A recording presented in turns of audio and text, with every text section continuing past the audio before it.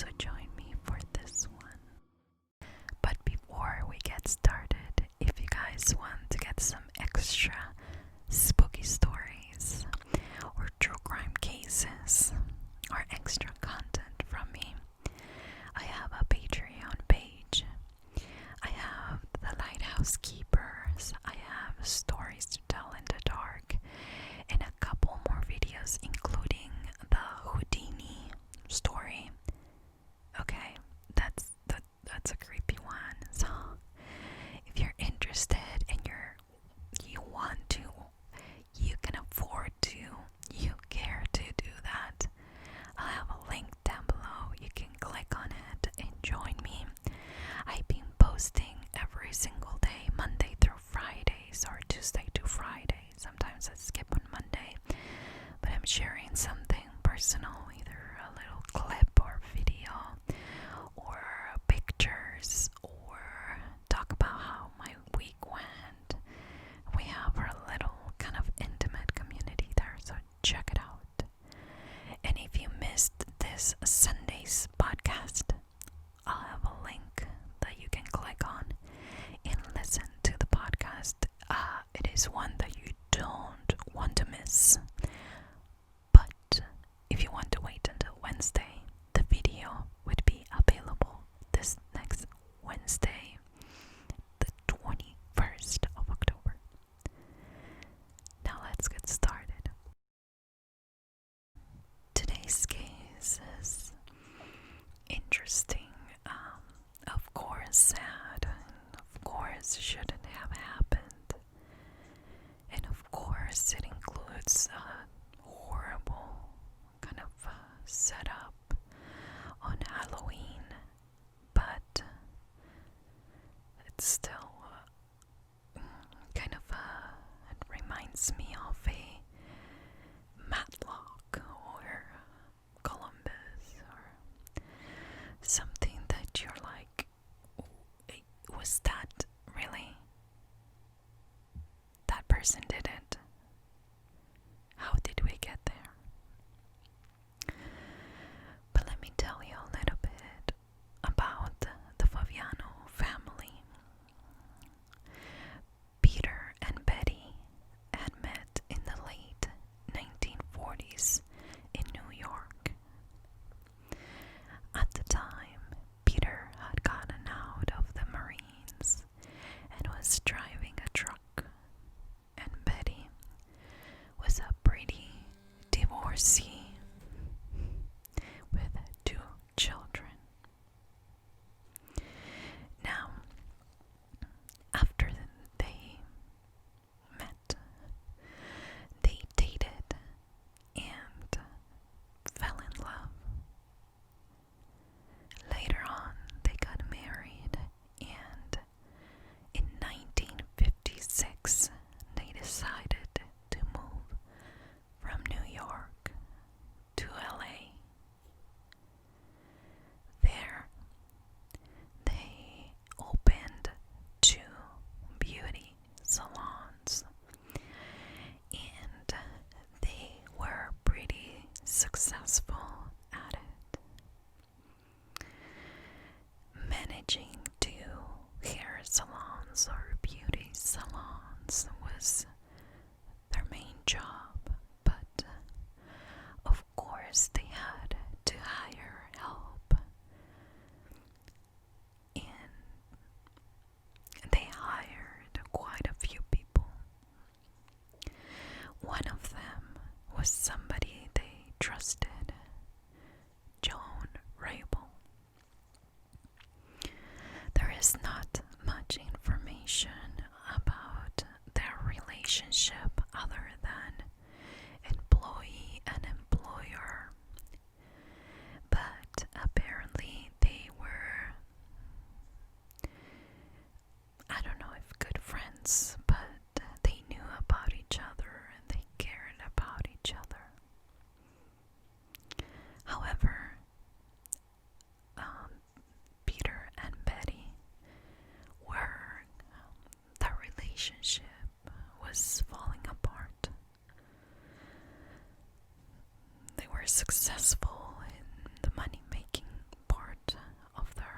relationship, but not as a couple.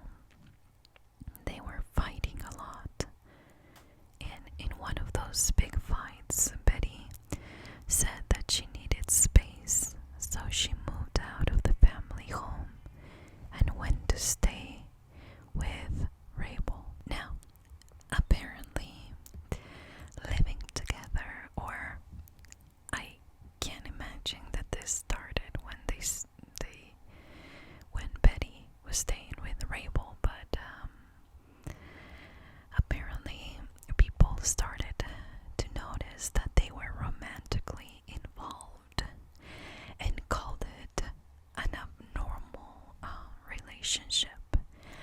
And yes, it's LA, but it's still the 50s, so it was a different time. After a while, dating or spending time together, or in this relationship with John Rabel, Betty decided that she wanted to go back to her husband and she wanted to give it a second shot. So she left John Rabel's house and she went back to Peter. Peter knew about their relationship, so it was hard for him, and he felt very threatened by it. But he was still willing to work on their marriage. Betty, at that point, vowed to never have contact with John Rabel again. After a while, Miss Rabel realized that Betty was not coming back to her, and she was not only upset, but also very lonely. So she became friends with Goldine Pizer. They had a brief, I'm not sure if they had a relationship or friendship, but they became very close, and Joan Rabel would tell Pizer about Betty and her abusive husband, Peter. Now let's go back to the Fabianos. It was Halloween night, and the family handed out candy to their local trick-or-treaters. It got late, and everyone stopped coming, so Betty and Peter decided to go to bed.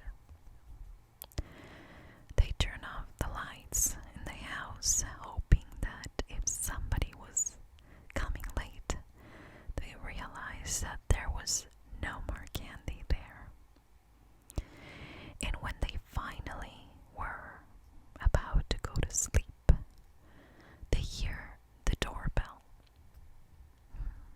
Peter jumped out of bed and went downstairs and asked,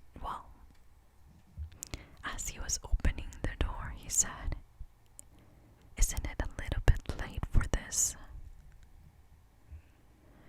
Somebody answered to him, "No," and then shot him. Betty ran downstairs to check on her husband and found him lying on the floor unconscious. The bullet entered his chest just below his heart. He was rushed by ambulance to a nearby hospital, but he never regained consciousness. Betty was in such a terrible state that she had to be sedated for days after the shooting, so she wasn't much help for this investigation. When she felt better or able, she told the police that she heard two voices coming from downstairs, a man and someone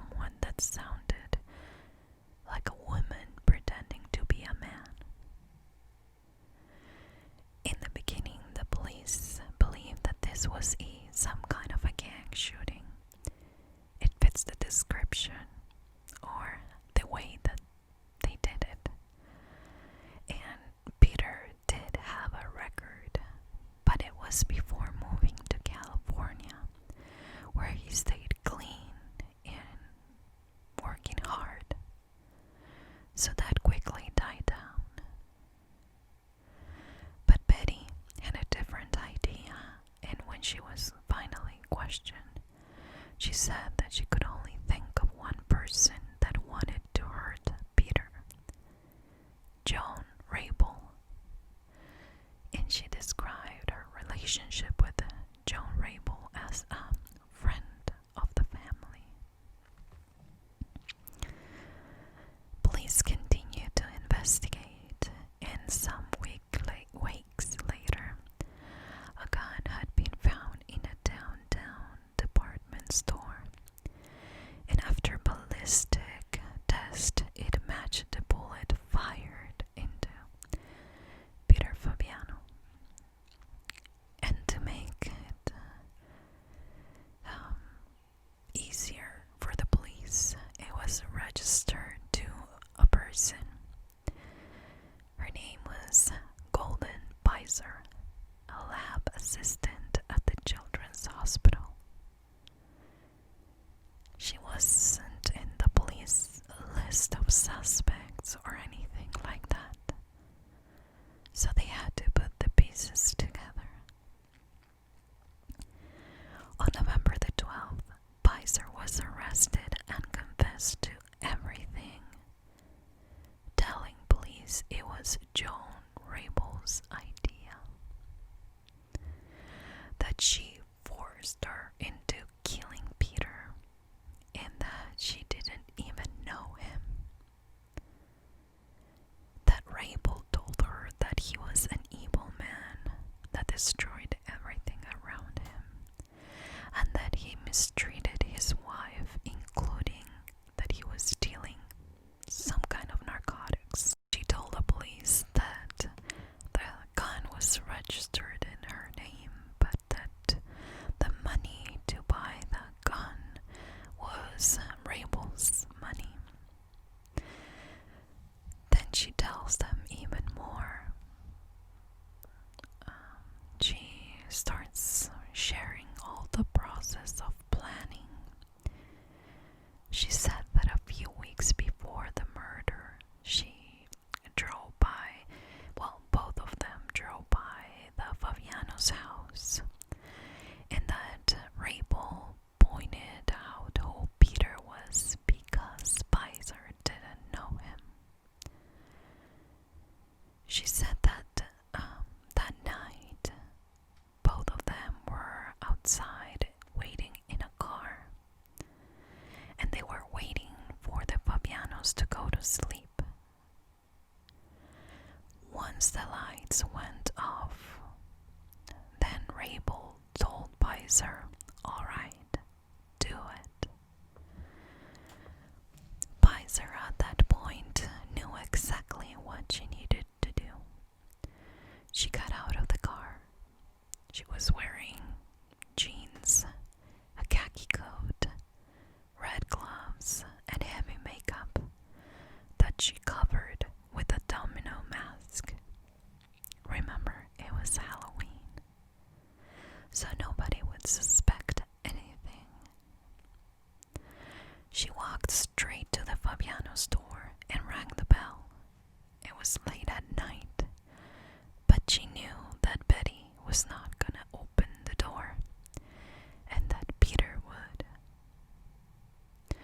So when he opened the door, she raised a brown bag, and both of her hands were holding something inside the bag, out of sight of Peter. That is when she pulled the trigger, and the sound of the bullet being fired rang through the street. The bag exploded, and Peter fell where he stood in the doorway. Pizer ran back to the car, and as she entered, she said that Joan Rabel kissed her and said, "Thank you." Then they knew exactly what to do. They needed to burn their clothes, and with them any trace of evidence. They also returned the car that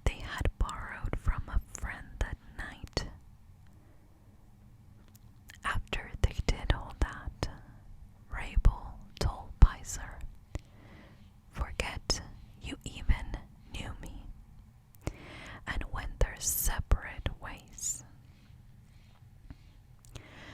The next day, Pizer wanted to get rid of the gun, so she decided to rent a locker in a LA department store and left it there. Yeah, you got me there. I have no idea why. I mean, rent something and just it doesn't make much sense to me. Joan Rabel was interviewed several times before Pizer confessed, but every time she said that she had nothing to do with the murder.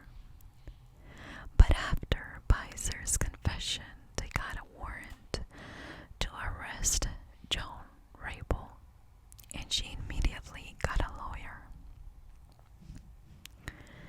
Before the trial started in December, both women had to meet with their psychiatrists. Apparently, if you were lesbian at the time, they could claim insanity. Well, I read that in a couple of articles and I thought to myself, okay, alright. Remember, this is the 50s, not long ago. Not too long ago, but things change, I think, quite a bit. Now, Pizer explained that she had no motive, that she did it to please Joan. Like, that's gonna get you out of jail, right? Oh, I didn't mean to kill him. I just did it because I wanted to look good in my friend's eyes. And she said that she was easily influenced and that she was very trusting of Rabel. She was trying to save her friend Joan from an evil person. That's basically how they concluded the report. Both of them pleaded not guilty. Pizer, because of insanity. Well, you have to be a little bit insane to say that you didn't mean to, but yeah, she took the stand and described what she had done at that Halloween night. She started crying. Like, you can tell that she was feeling remorse. It was not, just to look good in front of a jury. But Rabel was all smiles during the trial. I mean, she was described as all smiles. They initially were charged with first-degree murder, but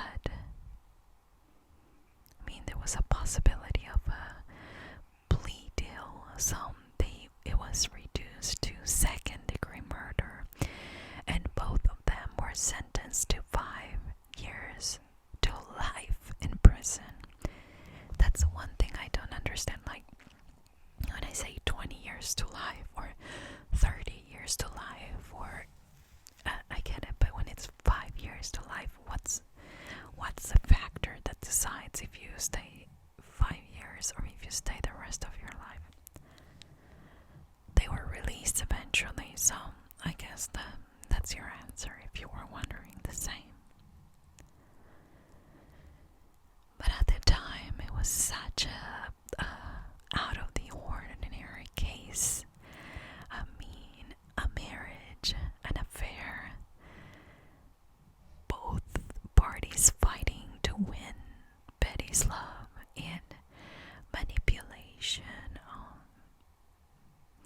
that kind of led to this relationship with Pizer, the one that actually did the deed. There was a little something that the psychiatrist had that interview with Rabel said, or kind of ended his thoughts with this, that she needed to be loved badly, and she would do anything to get it. In Rabel's case, it was murder and manipulation. Now I find interesting these people that find others to do the deed for them. I've covered several cases where, somebody had a grudge with X person, and instead of them doing it, they end up, finding a friend or finding somebody who would do it for them. And I was listening to this podcast. It's the Nancy Grace podcast. I recently found it and downloaded a couple of episodes. And Nancy Grace and we don't agree in a lot of things. But I think we don't agree because I'm not a lawyer and I don't know as much as she does. But she was saying something. They were talking about the Vallow children.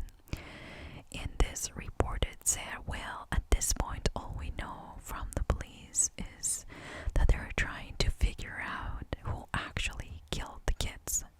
And she was cutting him off like, hey, no, listen. Are you a reporter or are you a lawyer?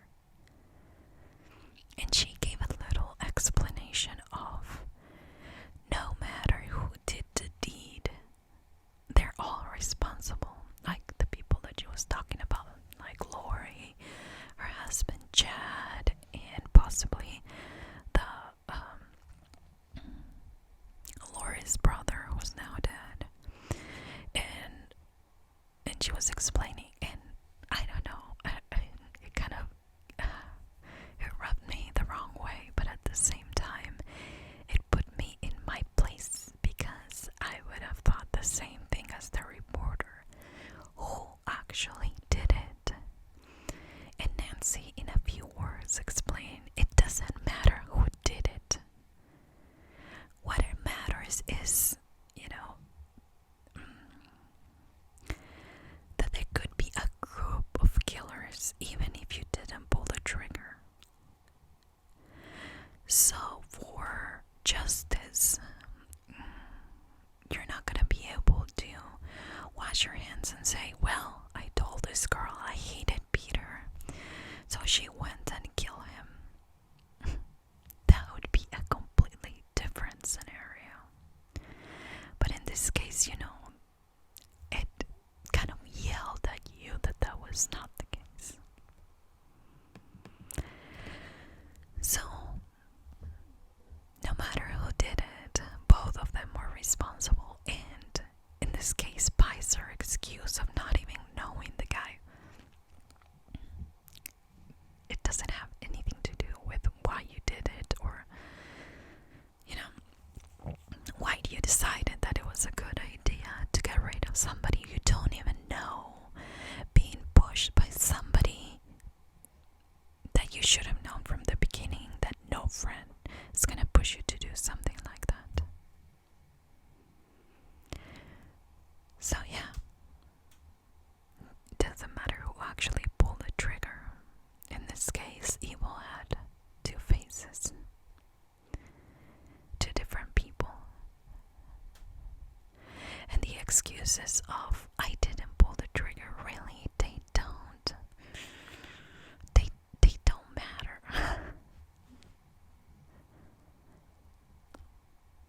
There's a lot more we can learn from watching cases that are happening right now, today in 2020. And I think that's why I am so obsessed with this podcast or shows that are actually hosted by lawyers, because in the end, you can have a suspect, but you need lawyers and you need the justice system to actually try to find justice for the victims. So what do you think about this case? This is the second case in the Halloween series where somebody is out